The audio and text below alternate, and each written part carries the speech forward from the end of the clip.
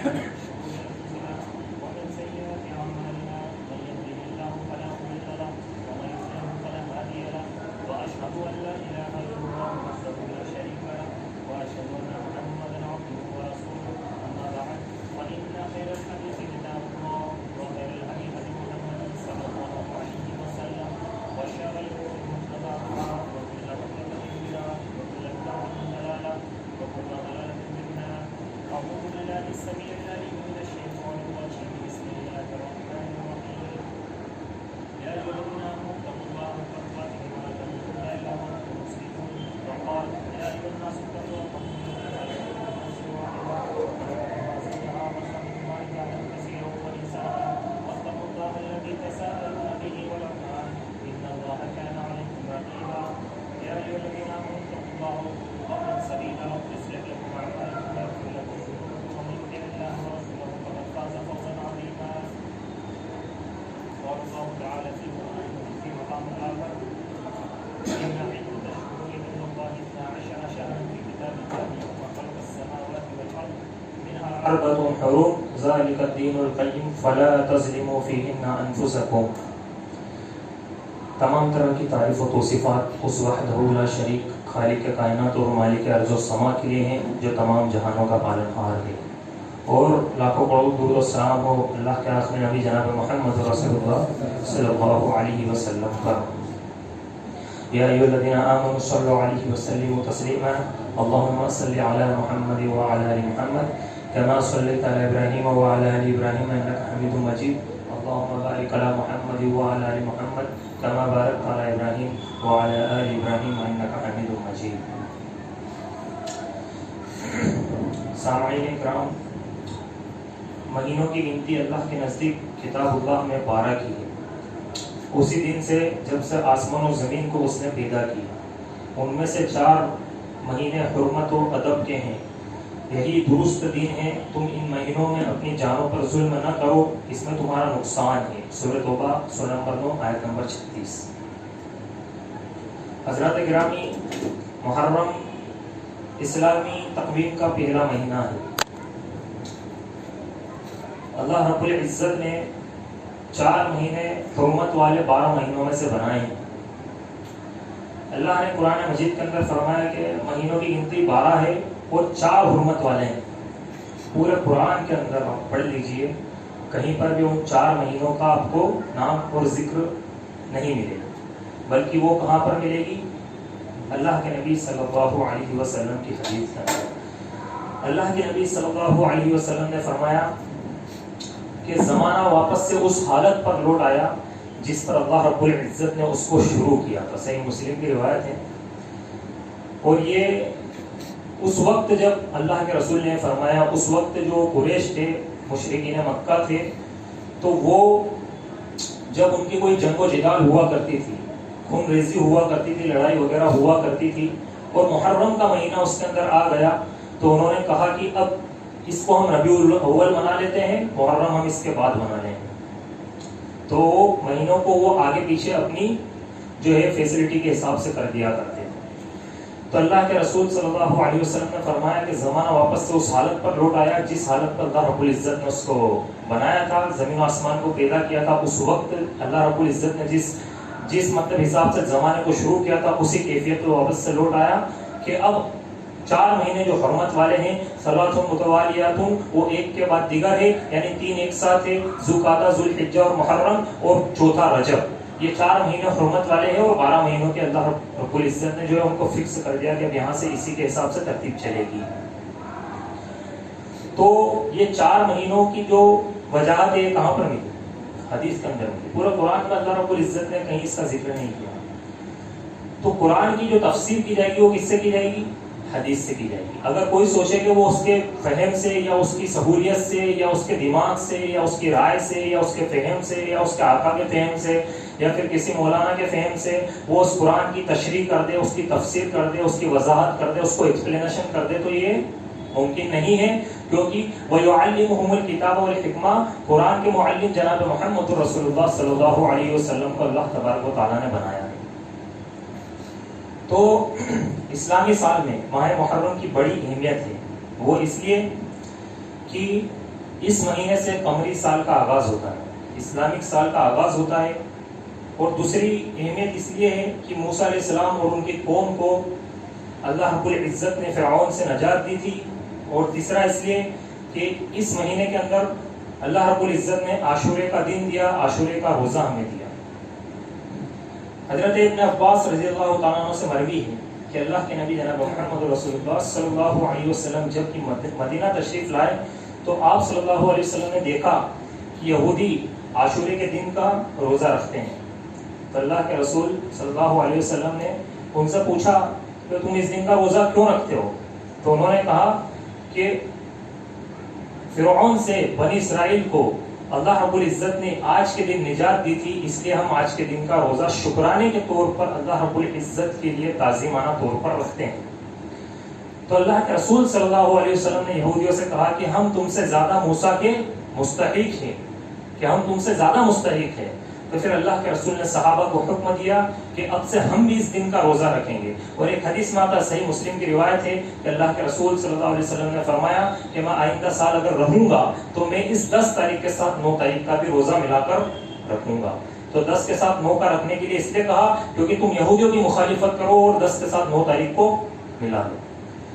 تو 9 تاریخ کا، لیکن وہ چونکہ اللہ کے رسول صلی اللہ علیہ وسلم کی زندگی کا آخری دن تھا، آخری سال تھا، تو اللہ کے رسول صلی اللہ علیہ وسلم اگلے سال تک دنیا میں نہیں تھے، تو وہ نہیں رکھ پائے، لیکن انہوں نے حکم دیا کہ 9 اور 10 کا رکھیں گے۔ اب جو 11 کی بہتی اور مسند وغیرہ کی جو روایت آتی ہے وہ ضعیف روایت ہے کہ 11 تاریخ کو ملا لو، کیونکہ اس کا کوئی بھی قول اللہ کے نبی صلی اللہ علیہ وسلم سے ثابت نہیں۔ ثابت کیا ہے؟ 9 تاریخ کا، کہ 10 کے ساتھ 9 تاریخ کو ملا لو۔ تو یہ پتہ یہ چلا کہ اس مہینے کی اہمیت عاشورہ کے روزے سے بھی ہے، کیونکہ اس میں اللہ رب العزت نے ایک بدترین بادشاہ سے، ایک بدترین فرعون نما شکل نما انسان سے جو کہ اعلیٰ رب ہونے کا دعویٰ کیا کرتا تھا، اللہ رب العزت نے اس مظلوم ملت کو، بنی اسرائیل کو اس سے نجات دی تھی، اس سے نجات دی تھی۔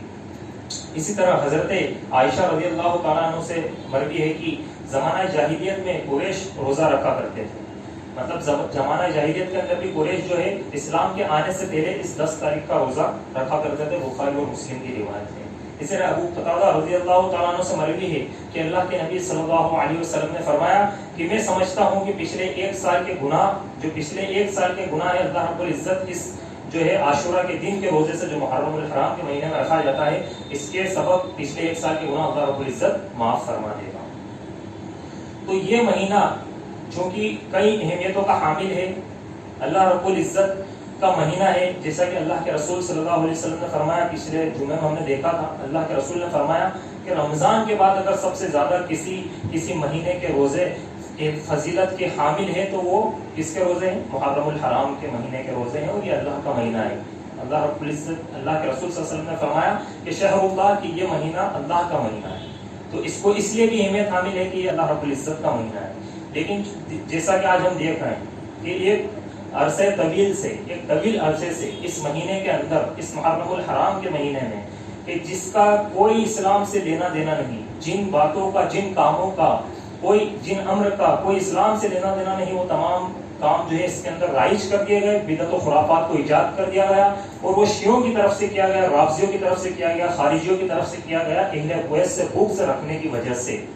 اور آج مسلمانوں نے اس کو دین کا حصہ بنا دیا ہے، اور ماتم تو کم منتا ہے، لیکن اس کے اندر ہم دیکھنے کو یہ ملتا ہے کہ اس کے اندر خوشی زیادہ منائی جاتی ہے۔ بھائی سب سے زیادہ خوشی انسان کم مناتا ہے؟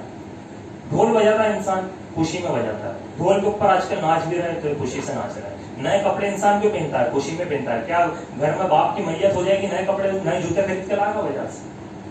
کئی عرصے طویل تک وہ سوچے گا بھی نہیں کہ میں کچھ ایسا کروں۔ لیکن چونکہ یہ کیا تو رافضیوں نے، خارجیوں نے ایجاد تھا مسلمانوں کے اندر، لیکن اب مسلمانوں نے اس کو ماتم کے علاوہ اس کو خوشی کا موقع بنا لیا، اور اس مہینے کو وہ جو ہے پورا ماتم کے نام پر خوشی مناتے ہوئے حضرت حسین رضی اللہ تعالیٰ عنہ کے اوپر بہت بڑا بہتان ہے۔ اس مہینے کے اندر بدعت و خرافات کا انبار ہے۔ اسلامک مہینے قمری سال کا آغاز بدعت و خرافات کے ساتھ ہوتا ہے۔ حضرت عائشہ رضی اللہ تعالیٰ عنہ سے مروی ہے کہ اللہ کے نبی صلی اللہ علیہ وسلم نے فرمایا من عمل عملا لیس علیہ امرنا فهو رد، صحیح مسلم 3317 نمبر کی حدیث، کہ جس نے کوئی ایسا عمل کیا جو ہمارے عمل کے، ہمارے قول کے خلاف ہو، وہ مردود ہے، ناقابل قبول ہے۔ وہ عمل کیا ہے؟ وہ عمل مردود ہے، ناقابل قبول ہے۔ محمد رسول اللہ صلی اللہ علیہ وسلم نے فرمایا، حضرت حسین بن علی رضی اللہ تعالیٰ عنہ کا جو واقعہ ہے، جو واقعہ کربلا ہے، وہ یقیناً بہت مظلومانہ طریقے سے ان کو شہید کیا گیا۔ اس چیز کا افسوس ہے، اس چیز کا غم ہے۔ ماتم ظاہری 3 دن کا اسلام نے بنانے کا حکم دیا ہے، شوق، وہ بھی شوق کی شکل میں 3 دن کا، لیکن اس کے بعد ایک انسان کے دماغ کے اندر، دل کے اندر اگر غم رہے تو تاحیات رہتا ہے۔ لیکن ظاہری ماتم منانے کے لیے اسلام نے منع کیا ہے صرف کتنے دن؟ 3 دن، اور وہ بھی 3 دن صرف کوئی اگر مر جائے، بھلے کوئی بھی ہو، کسی کا بھی انتقال ہو 3 دن، اس سے زیادہ اگر کوئی مناتا ہے تو قرآن مجید کے اندر اللہ رب العزت نے فرمایا کہ ایک عورت کے لیے کہ جب اس کا خاوند انتقال فرما جائے تو 4 مہینہ 10 دن کی عدت وہ مناتا ہے۔ تو یہ بظاہری ہے کہ مظلومانہ طریقے سے ان کو شہید کر دیا گیا، لیکن یہ کہاں تک صحیح ہے کہ آج مطلب جو ہے اس کے اندر اتنی ساری چیزیں، اتنی ساری باتیں اور یہ اتنی ساری خرافاتیں، اتنی ساری بدعتیں، اتنی ساری روایتیں ایجاد کر دی گئی کہ اسلام کا پورا کا پورا مذاق بنا دیا۔ اور پھر جب یہ ایجاد ہوئی تو اس کا مطلب کیا؟ وہ مردود ہے، ناقابل قبول۔ اللہ کے نبی صلی اللہ علیہ وسلم نے فرمایا، ارشاد باری تعالیٰ ہے، الیوم اکملت لکم دینکم واتممت علیکم نعمتی ورضیت لکم الاسلام دینا۔ جب سورہ مائدہ کی یہ والی آیت کریمہ نازل ہوئی تھی تو صحابہ کرام رونے لگے تھے۔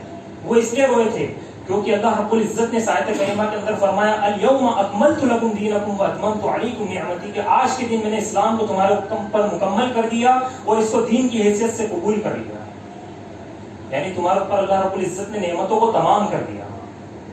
اور جب یہ آیت کریمہ نازل ہوئی صحابہ کرام کو یہ احساس ہو گیا کہ اب نبی آخر الزمان جناب محمد رسول اللہ صلی اللہ علیہ وسلم ہمارے بیچ سے جانا ہے۔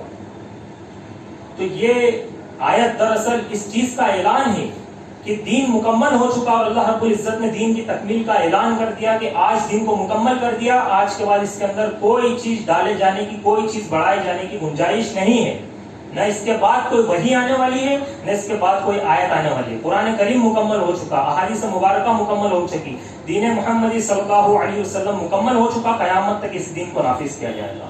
اب کوئی اس کے اندر اگر چور دروازے نکالتا ہے تو گویا کہ اس کی نیت صحیح نہیں ہے، وہ بدعتی ہے، وہ بدعت کرنے کی فراق میں بیٹھا ہوا ہے۔ سورہ آل عمران میں اللہ رب العزت نے فرمایا، سورہ محمد میں اللہ رب العزت نے فرمایا، یا ایھا الذین آمنوا اطیعوا اللہ واطیعوا الرسول، یہ پیمانہ بتا دیا کہ یہ ایمان والوں تم اطاعت کرو کس کی؟ اللہ کی، اور اطاعت کرو اس کے رسول صلی اللہ علیہ وسلم کی۔ تو محترم مسلمانوں، یہ تو اللہ رب العزت کے فرامین تھے جن کے اندر اللہ رب العزت نے کھلے طور پر فرمایا، لیکن الحمدللہ اللہ رب العزت نے ہمیں توحید سے نوازا، ہمیں توحید جیسے انعام سے نوازا۔ لیکن ہوتا کیا ہے کہ کوئی انسان ایمان لانے کے بعد بھی پھر جاتا ہے۔ کئی بار ایسا ہوتا ہے کہ ہم دیکھتے کہ بھئی یہ تو بڑا دیندار تھا، ہدایت پر تھا، توحید والا تھا، لیکن کیوں یہ اس چیز سے ایک دم پھر گیا، کیوں یہ ادھر کی طرف چلا گیا؟ اللہ رب العزت بعضوں کو ہدایت دے کے گمراہ کر دیتا ہے، وہ ان کا امتحان دیتا ہے، ان کی آزمائش دیتی ہے۔ ہمارے ساتھ ایک تھوڑی بڑی اور تعداد ہمارے ساتھ تھی جب ہم نماز پڑھا کرتے تھے ساتھ میں، لیکن اب ان کا کیا معاملہ ہے؟ وہ بدعت و خرافات سے روکنا تو دور کی بات، بلکہ ان کے اندر شریک ہو جاتے ہیں، ان کے اندر خوشی سے شریک ہوتے ہیں، اور جب یہ سارے کام ہوتے ہیں تو ان کے دل کے اندر خوشی محسوس ہوتی ہے کہ ہاں یار یہ ہمارے مسلمان بھائی دیکھو کتنے دھڑلے سے کام کر رہا ہے۔ تو یہ کیا ہوتا ہے؟ یہ اللہ رب العزت بہت ساروں کو کیا کرتا ہے؟ ہدایت دینے کے بعد گمراہ کر دیتا، اور وہی دعا اللہ کے نبی صلی اللہ علیہ وسلم نے ہمیں سکھائی کہ اللہ ہمیں تو ہمارے دلوں کو تو ہدایت دینے کے بعد گمراہ نہ کرنا، بعد ہدایت کرنا۔ تو اسی لیے ان باتوں پر غور و فکر کرنے کی ضرورت ہے۔ یہ سال بھر باتیں نہیں ہوتی، یہ ساری چیزیں سال بھر نہیں ہوتی، لیکن اس مہینے میں ہوتی، اور اسی مہینے میں ہمیں غور و فکر کرنے کی ضرورت ہے۔ یہ انسانی فطرت ہے کہ کب اس کے اندر شیطان آ کر اپنا بیج بو دے، اور وہ بیج ایک پیڑ کی شکل لے لے، درخت کی شکل لے لے، اور اس کی شاخیں اس کے اندر پھیل جائیں، اور پھر اس کے اندر سے نکلنا وہ ناممکن ہو جائے۔ بھائی جو منکرین حدیث کا فتنہ کے اندر چل رہا ہے، تو بدعت سے روکنے کے بجائے جب عید میلاد النبی کے نام پر 12 ربیع الاول کا دن آیا، جس دن اللہ کے نبی صلی اللہ علیہ وسلم کی ولادت ثابت ہی نہیں کہ اللہ کے نبی اس دن پیدا نہیں ہوئے، بلکہ 8 تاریخ 9 تاریخ وہ ان کے اندر روایتوں میں اختلاف، لیکن 12 تاریخ کا تو اختلاف بھی نہیں، مطلب 12 کو ہوئے نہیں، اس دن وفات ہے، لیکن وہ اسی دن بڑے زور و شور سے اس کے اندر شامل ہو گئے کہ آج کے دن کو ہم یوم رحمت کا دن قرار دیں۔ تو شیطان نے بیچ بویا کہ نہیں بویا؟ ایک بڑی تحقیق کے بعد، ایک بڑے کام کے بعد، ایک بڑے درس و تدریس کے مرحلے سے گزرنے کے بعد ایک انسان گمراہ ہو سکتا ہے، ایک جماعت گمراہ ہو سکتی ہے۔ تو اس سے یہ پتہ چلتا ہے کہ توحید پرست بھی گمراہ ہو سکتا ہے، کبھی بھی شیطان اس کے اندر آ کر محنت کر سکتا ہے، اور یہ ہماری خوش فہمی ہے کہ ہم شیطان سے بچے ہوئے ہیں، لیکن شیطان سب سے پیچھے اگر کسی کے لگا ہوا ہے تو توحید پرست کے پیچھے لگا ہوا ہے، کیونکہ چور خالی جیب والوں کے پیچھے نہیں جاتا، بلکہ جن کے جیب میں مال رہتا ہے ان کے پیچھے چھوڑ جاتا ہے، اور اس کو پتا ہے شیطان کو کہ اصلی نعمت جو اگر کسی کے پاس ہے تو اہل توحید کے پاس ہے، کہ اس کے پاس توحید کی امانت ہے، اور توحید کی امانت کو لے کر وہ جنت کی کنجیاں جنت کے اندر جا سکتا ہے، اس کے دروازے کے تالوں کو کھول سکتا ہے، اور وہ اسی لیے کس کے پیچھے پڑے گا؟ سب سے زیادہ توحید پرست کے پیچھے۔ کہیں آج دیکھ لیجئے کتنے سارے فتنے روز روز ابھر رہے ہیں، کتنے سارے مسئلے روز آ رہے ہیں، لیکن ان کے اندر وہ لوگ الجھ رہے ہیں ان کے اندر، اور زیادہ تر اہل الحدیث کی اہل توحید کی تعداد تو اس کے اندر جا رہی ہے تحقیق کے نام پر، کیونکہ وہ بند تو گئے تھے بڑے زور شور سے دیکھ کر کے یار ہم جو ہے الحمدللہ اللہ کے نبی صلی اللہ علیہ وسلم کے طریقے پر نماز ادا کی جاتی ہے، سارے کام جو ہے توحید کے حساب سے کیے جاتے ہیں، شرک سے بچا جاتا ہے جو سب سے بڑا گناہ ہے، لیکن چونکہ بدعت ایک ایسی چیز ہے کہ ایک گنہگار گناہ سے توبہ کر سکتا ہے، ایک زانی زنا سے توبہ کر سکتا ہے، ایک چور چوری سے توبہ کر سکتا ہے، لیکن بدعتی بدعت سے توبہ نہیں کرے گا، کیونکہ وہ اس کو دین سمجھ کر کر رہا ہے، کیونکہ وہ اس کو ثواب کا کام سمجھ کر کر رہا ہے۔ اور وہ بدعت ایک ایسی چیز ہے کہ جب اس کا بیج انسان کے اندر آ جاتا ہے، جب وہ چیز انسان کے اندر آ جاتی ہے اسی طرف کے اندر بچ جاتی ہے، پھر وہ نکالے نہیں نکلتے، پھر وہ اس کی الگ الگ دلیلیں دیتا ہے، جیسا کہ کمپیشن ڈے کے نام پر دی گئی تھی۔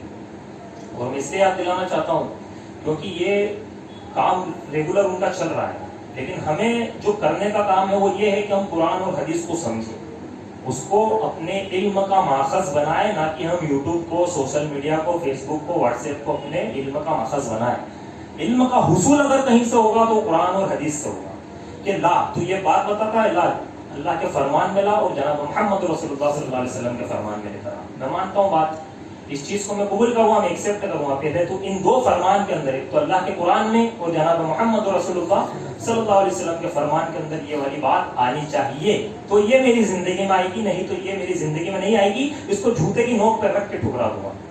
یہ والا حوصلہ ہونا چاہیے، اور یہ کب ہوگا؟ جب ہم قرآن اور حدیث سے پیور علم کو حاصل کرنے لگیں گے۔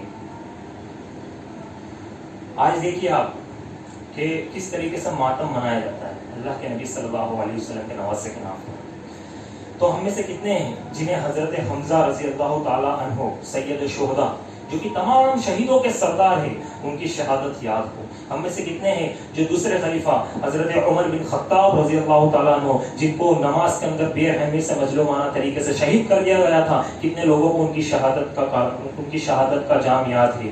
کتنے لوگ ہیں جن کو تیسرے خلیفہ حضرت عثمان بن عفان غنی رضی اللہ تعالیٰ عنہ کو مظلومانہ طریقے سے شہید کر دیا گیا تھا، ان کی شہادت کا واقعہ یاد ہے؟ کتنے لوگ ہیں جن کو چوتھے خلیفہ حضرت علی مرتضیٰ رضی اللہ تعالیٰ عنہ ان کی شہادت کا واقعہ یاد ہے؟ اور کتنے لوگ ہیں جن کو حسن بن علی رضی اللہ تعالیٰ عنہ جن کو زہر پلا کر مار دیا گیا تھا، جنہوں نے شہادت کا جام پیا تھا، ان کا واقعہ یاد ہے؟ کیا یہ تمام کے تمام حضرت حسین رضی اللہ تعالیٰ عنہ سے افضل نہیں تھے؟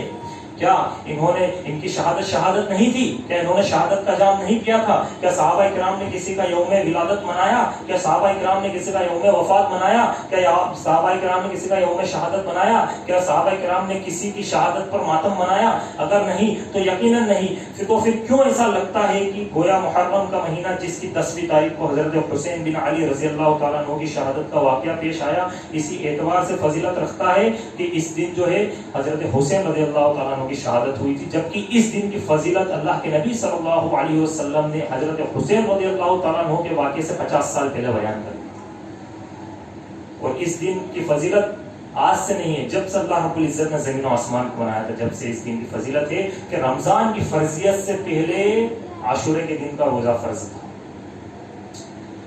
اور اس کی فضیلت کی بنیاد حضرت حسین رضی اللہ تعالیٰ عنہ کا واقعہ نہیں ہے۔ حضرت حسین کی شہادت سانحہ 10 محرم 61 ہجری میں پیش آیا، جو کہ ہم سب کو پتا ہے، اللہ کے نبی صلی اللہ علیہ وسلم کے وفات کے 50 سال بعد پیش آیا، اور 50 سال پہلے عہد رسالت میں اسلام کی تکمیل، دین کی تکمیل ہو چکی تھی، دین مکمل کر دیا جا چکا تھا، تو اس چیز کا اس سے کوئی لینا دینا ہی نہیں۔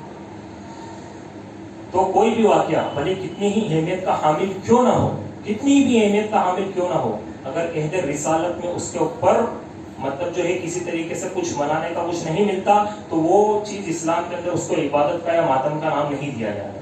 اللہ کے نبی صلی اللہ علیہ وسلم نے کیا کتنے صحابہ شہید ہوئے اللہ کے نبی کی زندگی میں. کیا کسی صحابی کو ان کا ماتم منانے کے لیے کہا یا پھر کسی کو عبادت کا اہتمام کر؟ بلکہ آج کے دن کی تو نماز بھی قائم کر دی گئی. وہ آج کے دن کی نماز ہے. کس نے ہوتی نماز؟ نماز تو ایک ایسی عبادت ہے کہ جس کو اللہ رب العزت نے اللہ کے نبی صلی اللہ علیہ وسلم کو تحفے میں دیا تھا. تو بھائی تحفے میں 10 محرم کی بھی نماز ہے ہوگی. تو کون سی روایت کے اندر یہ چیز موجود ہے یا قرآن کے اندر کہاں لکھا ہوا ہے کہ بھائی آج کے دن کی نماز ادا کی جائے گی؟ بلکہ یہ سب جھوٹ ہے, یہ سب افسانے ہیں. جبکہ بات یہ ہے کہ محرم مسلمانوں کے لیے ایک خاص مہینہ ہے, اور اس مہینے کے اندر اللہ رب العزت نے بہت سارے انعام جو ہے اپنے بندوں کے اوپر کیے. اس مہینے کے اندر وہ انعام میں یہاں پر گنا نہیں پاؤں گا, لیکن چند گنا دوں کہ اس مہینے کی 10 تاریخ کو فرعون سے اللہ رب العزت نے بنی اسرائیل کو نجات دی تھی. اسی دن فرعون اور اس کی قوم کو اللہ رب العزت نے دریا کے اندر غرق کر دیا تھا. تو اسی دن حضرت موسیٰ علیہ السلام نے اور ان کی قوم نے شکرانے میں اللہ رب العزت کے لیے روزہ رکھا تھا, اور اسی دن کی فضیلت میں آپ صلی اللہ علیہ وسلم نے بھی روزہ رکھا, اور رمضان کی فرضیت سے پہلے اس دن کا روزہ فرض تھا. اس ماہ میں مسلمانوں نے خیبر کو فتح کیا, اس ماہ میں یہودیوں کا سردار مرہب قتل ہوا, اسی ماہ میں فارس, قادسیہ اور مدین فتح ہوئے, اور اسی جنگ میں فارسی سردار رستم بھی قتل کر دیا گیا, جو کہ بہت بڑا ظالم تھا.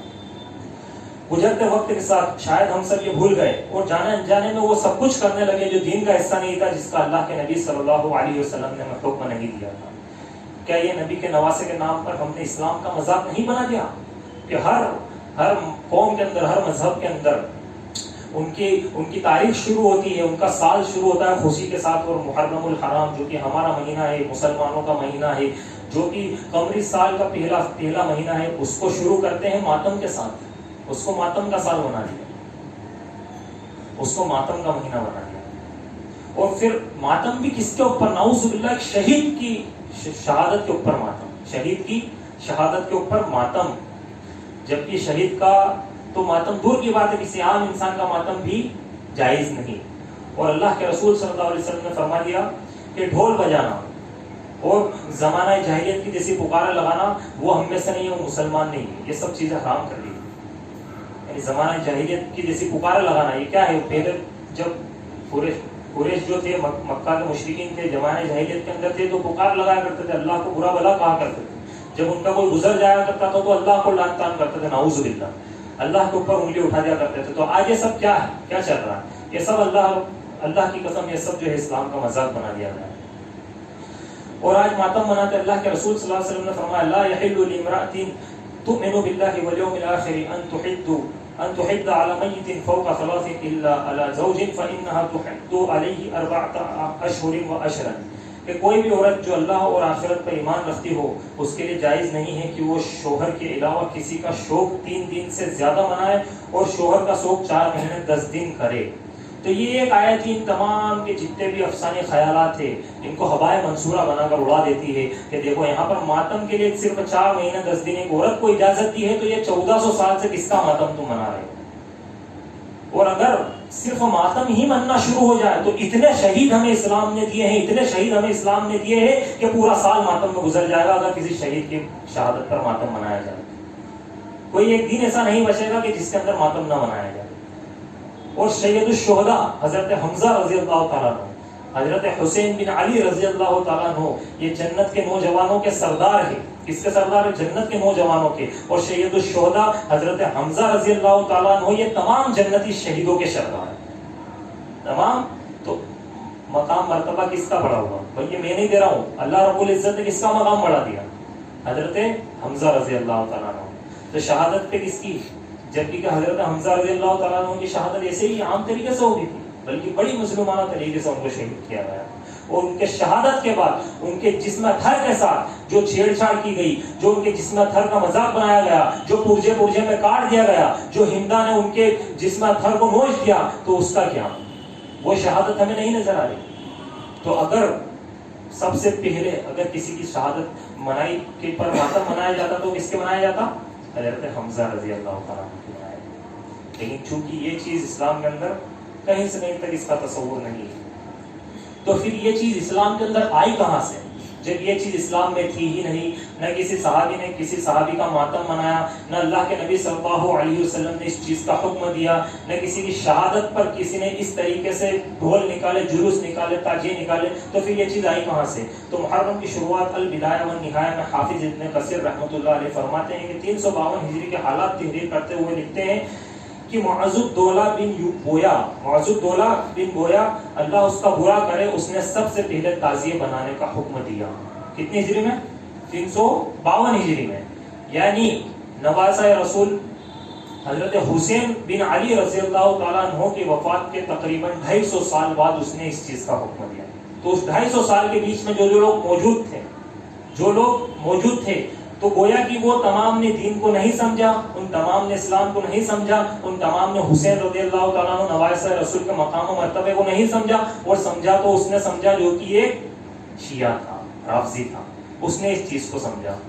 نعوذ باللہ، یہ چیز یہ مسلمانوں کی آواز سمجھ میں نہیں آ رہی کہ شیعوں نے، رافضیوں نے یہ جو ہے نا حضرت حسین رضی اللہ تعالیٰ عنہ کی شہادت کے نام پر، جو ماتم کے نام پر مسلمانوں کے اندر جو چیز رائج کی ہے وہ دراصل اہل بیت سے بغض کی علامت ہے۔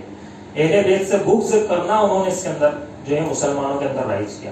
ذرا بتائیے کہ سب سے زیادہ حضرت ابو بکر صدیق رضی اللہ تعالیٰ عنہ کو، حضرت عائشہ رضی اللہ تعالیٰ عنہ کو جو کہ امہات المومنین ہے، حضرت عمر بن فاروق رضی اللہ تعالیٰ عنہ کو، اور حضرت عثمان بن علی رضی اللہ تعالیٰ عنہ کو، حضرت امیر معاویہ رضی اللہ تعالیٰ عنہ کو کون سے مہینے کے اندر سب سے زیادہ گالیاں دی جاتی؟ بتائیے کون سا مہینہ ہے؟ محرم الحرام کا مہینہ ہے، جس کے اندر سب سے زیادہ لعن طعن کی جاتی ہے اہل بیت کے اوپر۔ اور اسی مہینے میں نادان کیا کر رہے ہیں؟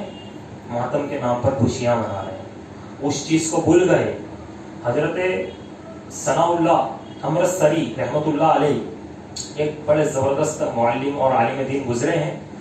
وہ جب پاکستان سے نکلے ایک ڈیبیٹ کرنے کے لیے، جب وہ سواری پر سے اترے، دوسرے شہر گئے، وہاں جب سواری پر سے اترے مناظرے کے لیے گئے تھے، تو وہاں پر اتر کے وہ رونے لگے، ان کا منہ جو ہے آنسوؤں سے تر ہو گیا۔ تو ان سے کسی نے پوچھا آپ کیوں رو رہے ہیں؟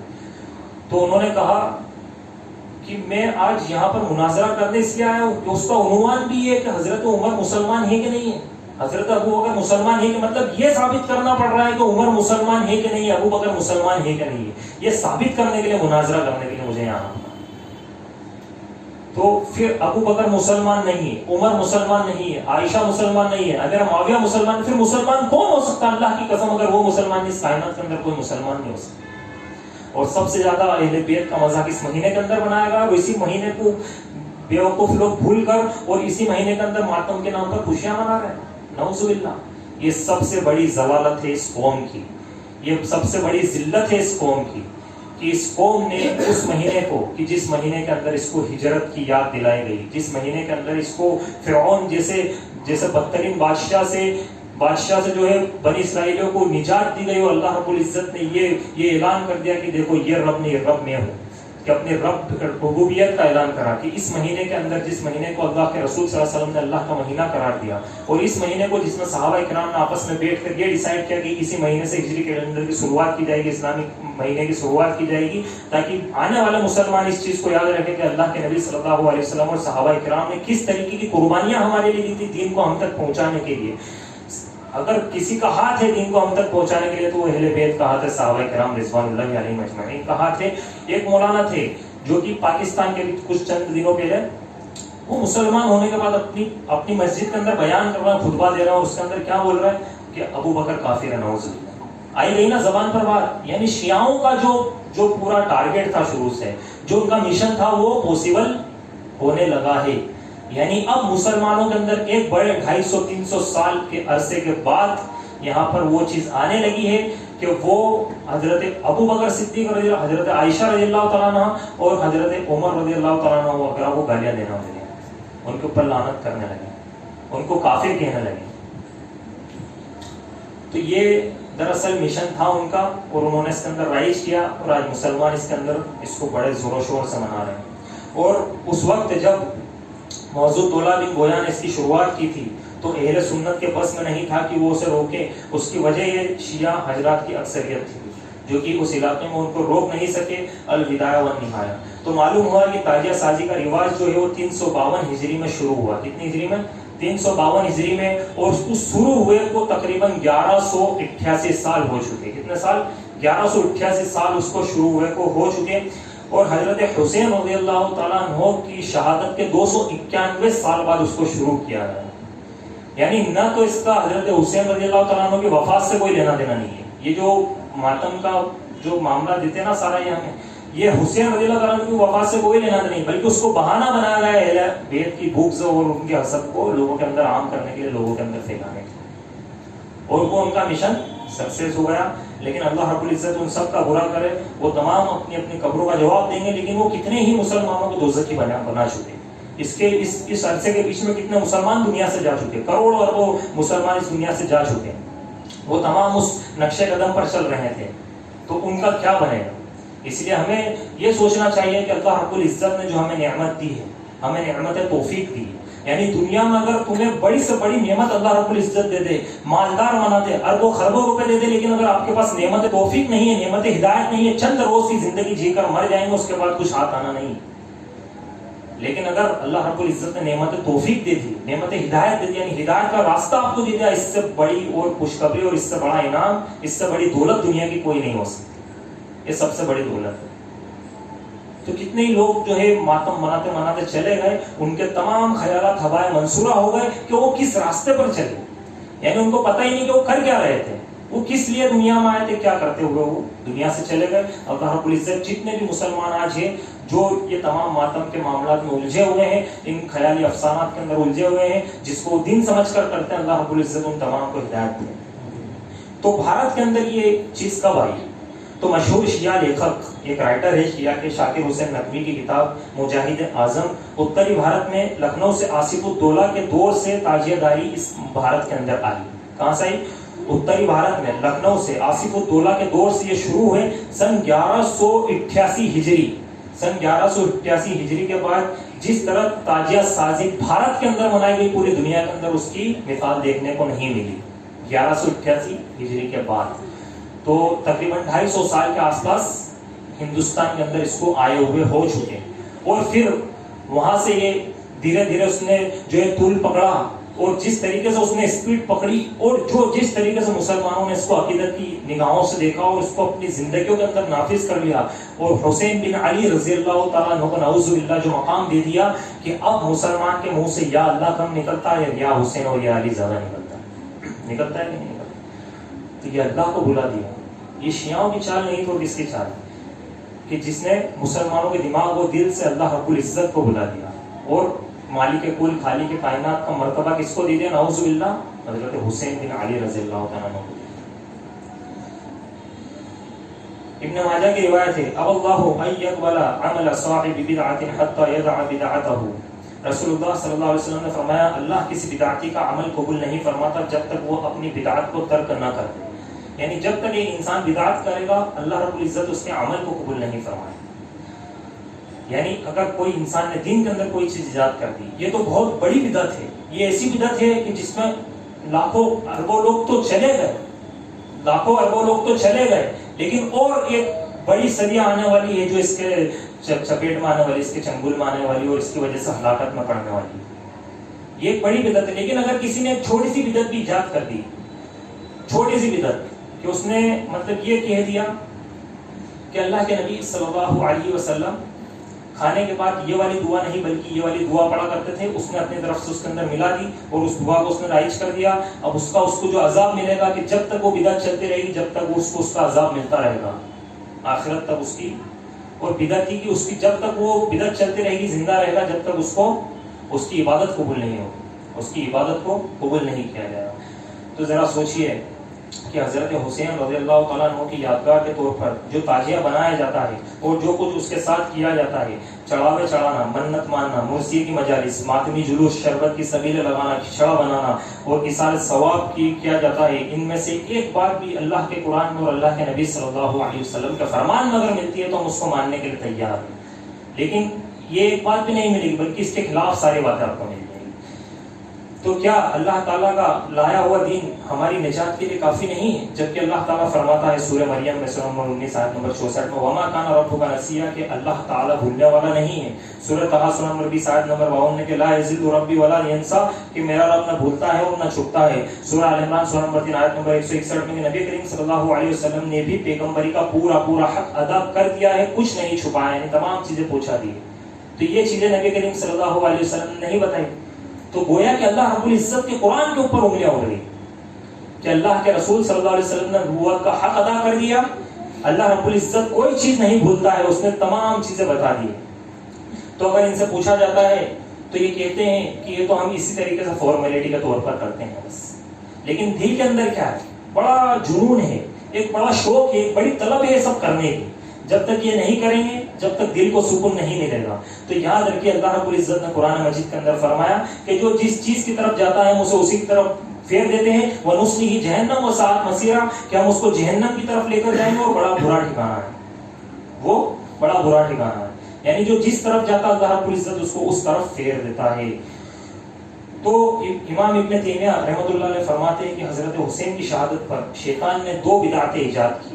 پہلی تو یہ کہ ایک تو محبت حسین کا دعویٰ کرنے والے جو رافضی ہے, رافضیوں کے ذریعے جنہوں نے اس دین کو ماتم کا دین بنا دیا, پہلی چیز تو یہ ایجاد کری. دوسری یہ کہ حضرت حسین اور علی سے بغض رکھنے والے خارجیوں کے ذریعے کہ وہ جشن اس دن مناتے ہیں, یعنی اس دن انہیں خوشی محسوس ہوتی ہے.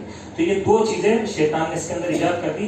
امام ابن تیمیہ بدعت کی تعریف کرتے ہوئے اپنے معروف فتاوی مجموع الفتاوی میں لکھتے ہیں کہ بدعت سے مراد ایسا کام ہے جو اعتقاد و عبادات وہ کتاب و سنت اور اخیار امت کے اجماع کی مخالفت کرے, جیسے خوارج, رفاضت, قدریہ اور جمعیہ کے عقائد ہے. تو یہ تمام چیزیں جو ہے ہمارے سامنے کھل کر واضح ہیں کہ یہ جتنی بھی چیزیں ایجاد ہوئی ہے, جتنے بھی ماتم کے طریقے منائے جاتے ہیں, جتنی بھی خرافات ہیں, جتنی بھی بدعات ہیں, جتنی بھی رسومات ہیں, یہ دراصل روافض کی, خوارج کی اور شیعوں کی دین ہے جو آج مسلمانوں کے اندر تل پکڑ چکی ہے. آج ان سے زیادہ ماتم بھی مسلمان مناتا اور ان سے زیادہ خوشی بھی مسلمان مناتا. تو اس لیے ہمیں چاہیے کہ ہم دین پر غور کریں, غور و فکر کریں اور اس پر جمے رہیں, اس پر ڈٹے رہیں کہ ہمارے دل کے اندر ان چیزوں کی محبت نہ آنے پائے کہ جن چیزوں کی محبت سے ہی خالی بس ایک انسان گمراہ ہو جاتا ہے. کہ جب ایک انسان کے دل کے اندر بدعت کے لیے محبت آ جاتی ہے, جب ایک انسان کے اندر سنت کے لیے نفرت پیدا ہو جاتی ہے, کہ جب سنت کرنے کے لیے بولتے ہیں تو اس کے دل کے اندر اس کے لیے جگہ نہیں ہے, لیکن جب بدعت و خرافات ہوتی ہے تو اس کی طرف اس کا من مائل ہوتا ہے کہ ہاں یار یہ کر تو رہے ہیں, کہ کوئی مسئلہ نہیں, صحیح ہے, چلنے دو, کرنے دو. بلکہ جب تک حضرت ابراہیم علیہ الصلوۃ والتسلیم جیسی جو ہے نفرت ہمارے دل میں ان کے خلاف نہیں ہوگی, جب تک ہمارا دین مکمل اور ہمارا ایمان مکمل نہیں ہوگا. کہ ہمارے لیے اللہ کی توحید کے لیے دل کے اندر محبت اور جو اللہ کے نبی صلی اللہ علیہ وسلم اور اللہ تبارک و تعالیٰ کے خلاف عمل کریں ان کے لیے نفرت ہونا ضروری ہے, اور اس کے ساتھ دعوت و تبلیغ بھی ہونا ضروری ہے. تو آخر میں اللہ رب العزت سے دعا ہے کہ اللہ رب العزت ہمیں کہنے اور سننے سے زیادہ عمل کرنے کی توفیق عطا فرمائے. جب تک زندہ رکھے, ایمان اور اسلام پر زندہ رکھے, جب ہمیں موت دے, سال میں موت دے کہ اللہ ہم سے الحمد للہ.